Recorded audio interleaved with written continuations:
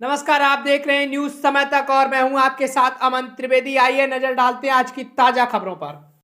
मुख्य समाचार breaking news updates के रूप में चलिए दोस्तों जान लेते हैं आज की पहली बड़ी खबर।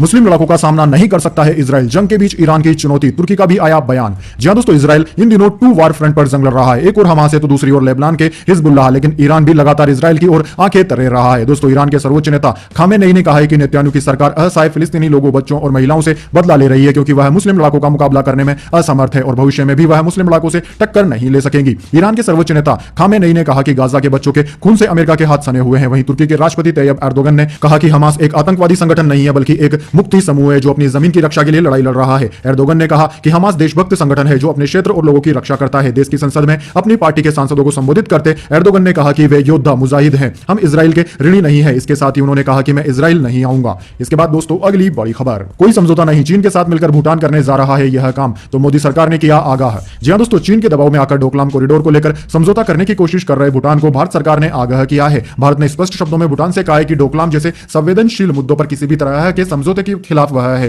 सीमा विवाद के किसी भी समाधान से भारत के हितों पर किसी भी तरह का असर नहीं पड़ना चाहिए। दरअसल दोस्तों, आपकी जानकारी के लिए बता दें, राजनयिक संबंध स्थापित करने और सीमा विवाद को जल्द से जल्द हल करने के लिए चीन और भूटान बातचीत कर रहे हैं। इसको लेकर चीनी विदेश मंत्री वांग यी ने बीजिंग में भूटान के विदेश मंत्री टांडी दोरजी से मुलाकात भी की। इस दौरान चीन ने भूटान के पूर्ण राजनयिक संबंध स्थापित करने और विवादों को हल करने का आग्रह किया है। रिपोर्ट के अनुसार दोनों देशों के बीच सीमा विवाद को जल्द से जल्द हल निकालने पर सहमति बन गई है। चीनी विदेश मंत्रालय की ओर से जारी एक बयान में वांग के हवाले से कहा गया है कि राजनयिक संबंधों की बहाली दोनों देशों के दीर्घकालीन हितों में होगी। चीन भूटान की लगभग 764 वर्ग किमी जमीन पर अपना दावा करता है। इसके बाद दोस्तों जान लेते हैं अगली बड़ी खबर। राजस्थान में कांग्रेस के दो चुनावी वादे, महिलाओं को 10,000 हर साल मिलेंगे, 1.05 करोड़ फैमिली को 500 रुपए में मिलेगा सिलेंडर। जी हां दोस्तों, राजस्थान में झुंझुनू के अरडाउता में कांग्रेस की चुनावी रैली में प्रियंका गांधी और अशोक गहलोत ने दो चुनावी वादे किए। उन्होंने कहा कि दोबारा सरकार आई तो राजस्थान में हर परिवार की महिला मुखिया को हर साल 10,000 रुपए दिए जाएंगे। इसे 2 या 3 किस्तों में दिया जाएगा। वहीं उन्होंने कहा कि 500 रुपए में 1 करोड़ 5 लाख परिवारों को सिलेंडर दिया जाएगा। अभी 500 रुपए में सिलेंडर 76 लाख परिवारों को ही मिल रहा है। वहीं दोस्तों, प्रियंका गांधी ने केंद्र की भाजपा सरकार पर हमला बोलते हुए कहा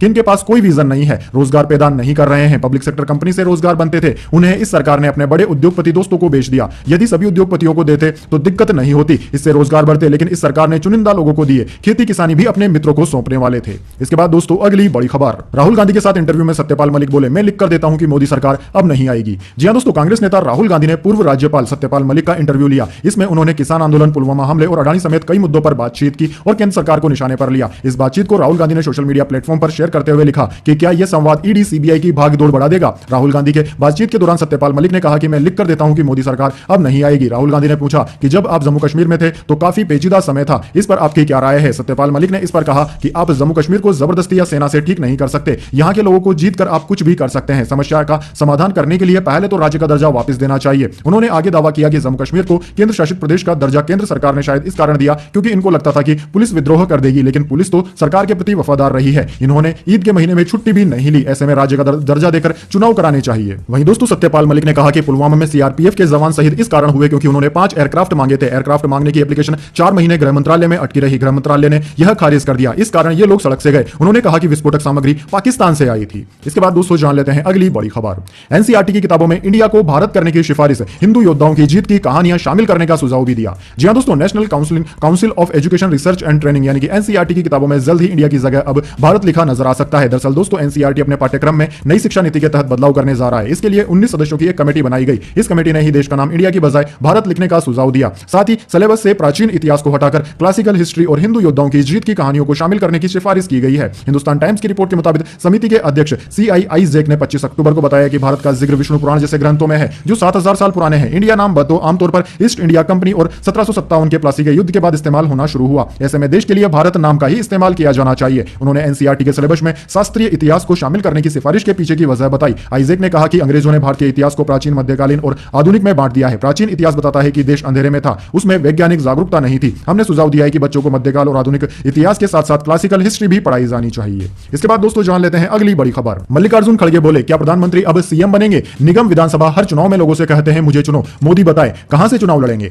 जी हां दोस्तों, कांग्रेस अध्यक्ष मल्लिकार्जुन खड़गे ने बुधवार को कहा कि प्रधानमंत्री नरेंद्र मोदी हर चुनाव में लोगों से कहते हैं कि मुझे चुनो। क्या वो प्रधानमंत्री से मुख्यमंत्री बनने जा रहे हैं? वो बताएं कि कहां से चुनाव लड़ेंगे। लोग स्थानीय मुद्दों पर वोट करते हैं। लोग मोदी सरकार में महंगाई बेरोजगारी से तंग आ चुके हैं। कर्नाटक के कलमुर्गी में जब उनसे सवाल किया गया कि क्या 5 राज्यों के चुनाव 2024 के आम चुनाव का सेमीफाइनल होंगे, इस पर खड़गे ने कहा कि ऐसा नहीं है। हर राज्य के अलग अलग चुनावी मुद्दे होते हैं, उन्हीं के हिसाब से वोटिंग होती है। लोकसभा के चुनाव विधानसभा से अलग होते हैं। नगर निगम का चुनाव हो या लोकसभा का, हर चुनाव में प्रधानमंत्री नरेंद्र मोदी जी लोगों से खुद को चुनने को कहते हैं। खड़गे ने पूछा, क्या वह खुद सीएम बनने जा रहे हैं? मेरा मानना है कि लोग स्थायी मुद्दों पर नेताओं को वोट देते हैं। जिन्होंने उनके लिए काम किया है, लोग उन्हीं नेताओं को चुनते हैं। इसके बाद दोस्तों जानते हैं अगली बड़ी खबर। पाकिस्तान से आई बड़ी खबर, बाबर आजम की जा सकती है कप्तानी, पीसीबी सख्त फैसला लेने को है तैयार। जी हां दोस्तों, आईसीसी वनडे वर्ल्ड कप में पाकिस्तान क्रिकेट टीम को लगातार हार मिल रही है। शुरुआती 2 मुकाबले जीतने के बाद टीम ने अपने 3 मुकाबले गंवाए। भारत ऑस्ट्रेलिया के बाद अफगानिस्तान की टीम ने भी पाकिस्तान की टीम के खिलाफ वर्ल्ड कप में जीत दर्ज कर इतिहास रच दिया। हार पर हार झेलने के बाद अब बाबर आजम की कप्तानी का जाना पक्का हो गया है। रिपोर्ट के मुताबिक पाकिस्तान क्रिकेट बोर्ड इसको लेकर मन बना रहा है। पाकिस्तान क्रिकेट टीम को आईसीसी वनडे वर्ल्ड कप में हार की हैट्रिक का सामना करना पड़ा है। भारत के खिलाफ शर्मनाक हार के बाद ऑस्ट्रेलिया की टीम ने भी मात दी। इसके बाद टीम के अब तक की सबसे बड़ी हार का सामना करना पड़ा। अफगानिस्तान ने पहली बार वनडे फॉर्मेट में पाकिस्तान को हराकर गहरा जख्म दिया है। 3 लगातार हार मिलने के बाद अब पाकिस्तानी कप्तान बाबर आजम की कप्तानी जाना तय हो चुकी है। पीटीआई से पाकिस्तानी क्रिकेट बोर्ड के सूत्रों ने बताया है कि अब अगर पाकिस्तान की टीम कोई चमत्कार करती है और आगे बचे सभी मैच जीतकर वर्ल्ड कप सेमीफाइनल में जगह पक्की करती है, तो ही बाबर आजम की कप्तानी बचने की संभावना होगी। इसके बाद दोस्तों अगली बड़ी खबर, न्यूज क्लिक केस, प्रबीर की कस्टडी 2 नवंबर तक बढ़ी। पटियाला हाउस कोर्ट का फैसला, विदेशी फंडिंग के जरिए चीनी प्रोपोगेंडा फैलाने का आरोप। जी हां दोस्तों, विदेशी फंडिंग केस में न्यूज वेबसाइट न्यूज क्लिक के editor in chief Prabir Purkayastha और एचआर प्रमुख अमित चक्रवर्ती की कस्टडी 9 दिन के लिए बढ़ा दी गई है। दोनों को 2 नवंबर तक पुलिस हिरासत में भेज दिया गया है। आज न्यायिक हिरासत खत्म होने के बाद दोनों को दिल्ली की पटियाला हाउस कोर्ट में पेश किया गया था, जहां दिल्ली पुलिस की स्पेशल सेल ने इनको कस्टोडियल डिमांड की मांग की थी। चीन से जुड़ी कंपनियों और संगठनों से फंडिंग लेकर चाइनीज प्रोपोगेंडा फैलाने के आरोप में प्रबीर पुरकायस्थ और अमित चक्रवर्ती को 3 अक्टूबर को अरेस्ट किया गया था। दोनों 7 दिनों तक पुलिस हिरासत में रहे। फिर दिल्ली हाईकोर्ट ने 10 अक्टूबर को इन्हें 10 दिन की न्यायिक हिरासत में भेज दिया। इसके बाद पटियाला हाउस कोर्ट ने 20 अक्टूबर को दोनों की न्यायिक हिरासत की अवधि 5 दिनों के लिए और बढ़ा दी। दोस्तों आपकी जानकारी के लिए बता दें, न्यूज क्लिक के खिलाफ सीबीआई सहित 5 एजेंसियां जांच कर रही है। सबसे पहले दिल्ली पुलिस की स्पेशल सेल ने एफआईआर दर्ज की थी। उससे पहले Delhi police economic office wing, परिवर्तन निर्देशालय यानी कि ईडी, इनकम टैक्स डिपार्टमेंट इस केस से जुड़े अलग अलग मामलों में जांच कर रही है। सेंट्रल ब्यूरो ऑफ इन्वेस्टिगेशन ने न्यूज क्लिक के खिलाफ फॉरेन कंट्रीब्यूशन रेगुलेशन एक्ट के तहत केस दर्ज किया है।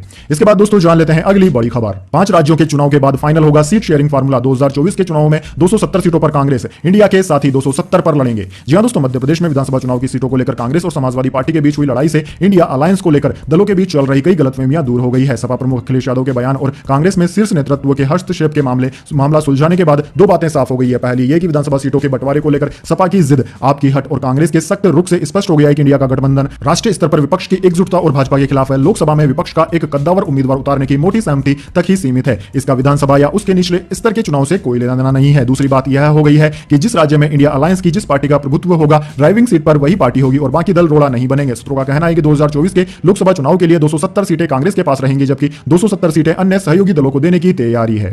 इसके बाद दोस्तों जान लेते हैं अगली बड़ी खबर। जीएसटी में गड़बड़ी पर एक्शन, 1 लाख करोड़ का मामला, इन कंपनियों को कारण बताओ नोटिस हुआ जारी। जी हां दोस्तों, ऑनलाइन गेमिंग इंडस्ट्री पर सरकार की सख्ती जारी है। एक और जहां कारोबार पर 28% जीएसटी लगाने के फैसले से कंपनियों की मुसीबतें बढ़ी हुई है, तो वहीं इस सेक्टर की बड़ी फर्मों जीएसटी चोरी के आरोप में भी लगातार नोटिस उनको मिल रहे हैं। रिपोर्ट के मुताबिक अब तक इन ऑनलाइन गेमिंग कंपनियों को 1 लाख करोड़ रुपए के जीएसटी नोटिस जारी किए जा चुके हैं। दोस्तों खास बात यह है कि जैसे ही जीएसटी अधिकारियों के निशाने पर यह कंपनी आई है, तो बीते 1 अक्टूबर से अब तक विदेशी गेमिंग कंपनियों ने भारत से दूरी बना ली है। पीटीआई की रिपोर्ट के मुताबिक ऑनलाइन गेमिंग कंपनियों को जीएसटी चोरी के आरोप में अब तक जो नोटिस जारी किए गए हैं, उनमें से कई तो उन कंपनियों के रेवेन्यू से भी ज्यादा है। इनमें एक वरिष्ठ अधिकारी के हवाले से कहा गया है कि बीते 1 अक्टूबर 2023 के बाद से किसी भी विदेशी ऑनलाइन गेमिंग कंपनी ने अपना रजिस्ट्रेशन नहीं कराया है, यानी कि कोई भी फॉरेन गेमिंग कंपनी भारत में रजिस्टर्ड नहीं हुई है। दोस्तों आपकी जानकारी के लिए बता दें कि 28% जीएसटी के साथ ही पहली अक्टूबर से देश में ऑनलाइन गेमिंग फर्म्स के लिए रजिस्ट्रेशन कराना अनिवार्य किया गया है। इसके बाद दोस्तों जाने अगली बड़ी खबर, लेकिन उससे पहले मेरी आपसे छोटी सी रिक्वेस्ट है, अगर दोस्तों आपको अभी तक हमारी न्यूज पसंद आई तो एक छोटा सा लाइक जरूर दे दीजिए, और अगर आपको पसंद नहीं आई है तो बेशक आप डिसलाइक भी कर सकते हैं, लेकिन दोस्तों लाइक और डिसलाइक जरूर कीजिए, क्योंकि दोस्तों यही हमारी मेहनत का फल होता है और इसी से हमें पता चलता है कि आपको हमारी वीडियोस पसंद आ रही है या नहीं। तो चलिए दोस्तों जान लेते हैं आज की अगली बड़ी खबर।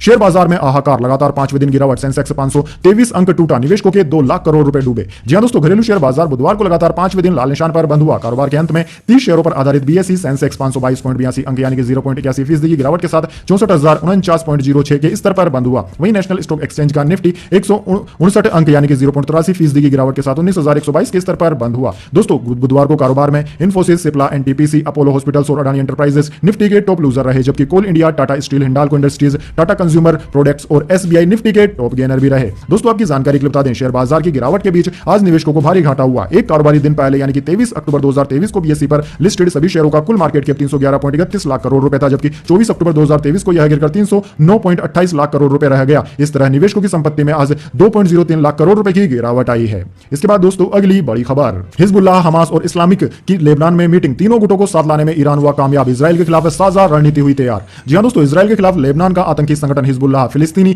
इस्लामिक जिहादी और हमास एकजुट हो गए हैं। तीनों संगठनों के लीडर्स ने बैरूत में मुलाकात की। इस दौरान गाजा और वेस्ट बैंक में हो रहे इजरायली हमलों को रोकने पर चर्चा हुई। यरूशलेम पोस्ट के मुताबिक इस बैठक को ईरान के मंसूबों की कामयाबी के तौर पर देखा जा रहा है। ईरानी मीडिया अल मायादीन के मुताबिक इस बैठक से तीनों संगठनों के बीच बढ़ता कोऑर्डिनेशन दिख रहा है। दरअसल ईरान कई सालों से चाहता था कि तीनों संगठन मिलकर इजराइल के खिलाफ मोर्चा खोल दें। अब ऐसा ही कुछ हो भी रहा है। हमास ने 7 अक्टूबर को इजराइल पर हमला कर दिया। 8 अक्टूबर को लेबनान की तरफ से भी हिजबुल्लाह ने इजराइल पर रॉकेट दागे। फिलिस्तीन इस्लामिक जिहाद ने भी रॉकेट से हमले किए। इजराइल ने दावा किया कि इस्लामिक जिहाद का एक मिसफायर हुआ रॉकेट गाजा के अस्पताल पर गिरा, जिससे करीब 500 लोग मारे गए।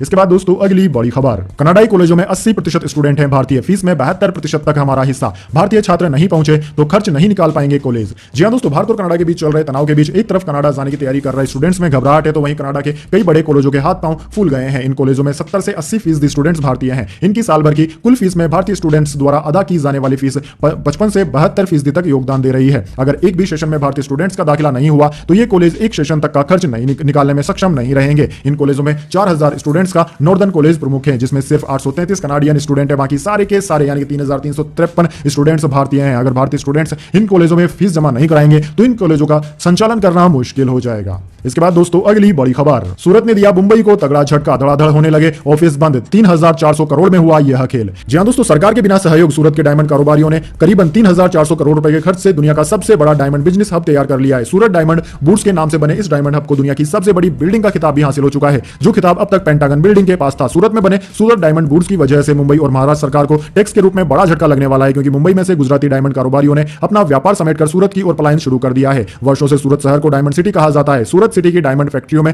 तराशे गए डायमंड देश और दुनिया के अलग अलग देश में निर्यात किए जाते हैं। लाखों लोगों को यह डायमंड बिजनेस रोजगार मुहैया कराता है। सूरत की डायमंड फैक्ट्रियों में तराशे गए डायमंड दुनिया के अलग अलग देशों में भेजने के लिए मुंबई का सहारा लिया जाता रहा है। मुंबई में इंटरनेशनल एयरपोर्ट होने की वजह से सूरत से डायमंड कारोबारियों को मुंबई में अपनी एक अलग ऑफिस लेना पड़ता था, जिसके जरिए सूरत में तराशे गए डायमंड मुंबई से दुनिया के अलग अलग देशों में एक्सपोर्ट किए जा रहे थे। लेकिन दोस्तों अब सूरत ही डायमंड का हब बनता जा रहा है और मुंबई से व्यापारियों ने अपने ऑफिस बंद करने शुरू कर दिए हैं। ऐसे में आने वाले समय में महाराष्ट्र को टैक्स के रूप में बड़ा झटका लगने वाला है। इसके बाद दोस्तों अगली बड़ी खबर, एमपी में कांग्रेस ने और 4 प्रत्याशी बदले, सुमावली बड़नगर में विधायकों के विद्रोही तेवर, पिपरिया जावरा में स्थानीय मुद्दों से बैकफुट पर आई पार्टी। जी हां दोस्तों, मध्य प्रदेश में कांग्रेस ने चौथी सूची जारी कर 4 सीटों पर प्रत्याशी बदल दिए हैं। 3 बार में 230 प्रत्याशियों की घोषणा के बाद हो रहे विरोध प्रदर्शन और बगावत को देखते हुए पार्टी ने यह फैसला लिया। कांग्रेस ने सुमावली यानी कि मुरैना में कुलदीप सिरवारकर की जगह मौजूदा विधायक अजब सिंह कुशवाहा, पिपरिया नर्मदापुरम में गुरुचरण खरे की जगह वीरेंद्र बेलवंशी, बड़नगर उज्जैन में राजेंद्र सिंह सोलंकी की जगह विधायक मुरली मोरवाल और जावरा रतलाम में हिम्मत श्रीमाली की जगह वीरेंद्र सिंह सोलंकी को उम्मीदवार बनाया गया है। इससे पहले दूसरी सूची में कांग्रेस ने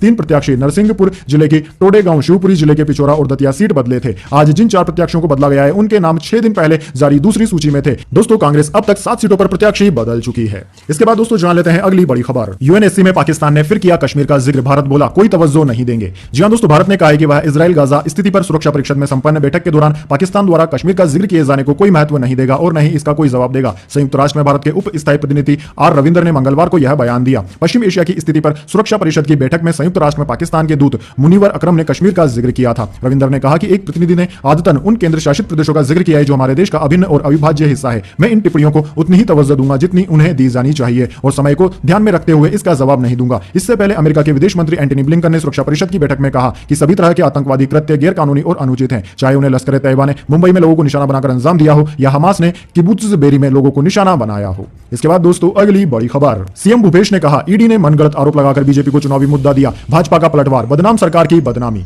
जी हां दोस्तों, छत्तीसगढ़ विधानसभा चुनाव को कांग्रेस और भारतीय जनता पार्टी दोनों ही बड़ी पार्टियां जोर शोर से एक दूसरे पर निशाना साधकर लड़ रही है। चुनावी जंग सोशल मीडिया पर भी देखने को मिल रही है, जहां बीजेपी आए दिन कांग्रेस और छत्तीसगढ़ के मुख्यमंत्री भूपेश बघेल को टारगेट करती रहती है। वहीं दोस्तों इसके उलट कांग्रेस और उनके सीएम भूपेश बघेल भी पलटवार करते हैं। वे पूर्व मुख्यमंत्री डॉक्टर रमन सिंह के कारनामे गिनाने लगते हैं। हाल ही में एक भूपेश बघेल ने अपने सोशल मीडिया अकाउंट से एक पोस्ट करते हुए ईडी को भी अपने घेरे में लिया। उन्होंने कहा कि ईडी ने मनगढ़ंत आरोप लगाकर बीजेपी को चुनावी मुद्दा दिया है। छत्तीसगढ़ के मुख्यमंत्री भूपेश बघेल ने अपनी पोस्ट में लिखा कि ईडी ने एक बार फिर मनगढ़ंत आरोप लगाकर भाजपा को एक चुनावी मुद्दा दे दिया। अमित शाह के इशारे पर अब की बार वे चावल घोटाले की बात कर रहे हैं। रमन सिंह 15 साल मुख्यमंत्री रहे, पर उनके बयान से जाहिर है कि उन्हें कामकाज का अंदाजा अभी भी नहीं हुआ है। इसके बाद दोस्तों अगली बड़ी खबर, किसानों को मोदी सरकार ने दी राहत, खाद में मिलती रहेगी सब्सिडी, यूरिया की नहीं बढ़ेगी कीमत। जी हां दोस्तों, प्रधानमंत्री नरेंद्र मोदी के नेतृत्व में बुधवार को केंद्रीय कैबिनेट की बैठक हुई, जिसमें किसानों के लिए कई बड़े फैसले लिए गए। मोदी कैबिनेट की बैठक के दौरान हुए फैसलों के बारे में जानकारी देते हुए केंद्रीय मंत्री अनुराग ठाकुर ने बताया कि सरकार ने फैसला लिया है कि किसानों को खाद में सब्सिडी मिलती रहेगी और खाद की कीमतों पर सरकार किसी तरह का असर नहीं होने देगी। कैबिनेट बैठक के फैसले को ब्रीफ करते हुए अनुराग ठाकुर ने कहा कि प्रधानमंत्री मोदी जी के नेतृत्व में हुई बैठक जिसमें निर्णय हुआ कि फर्टिलाइजर यानी कि खाद की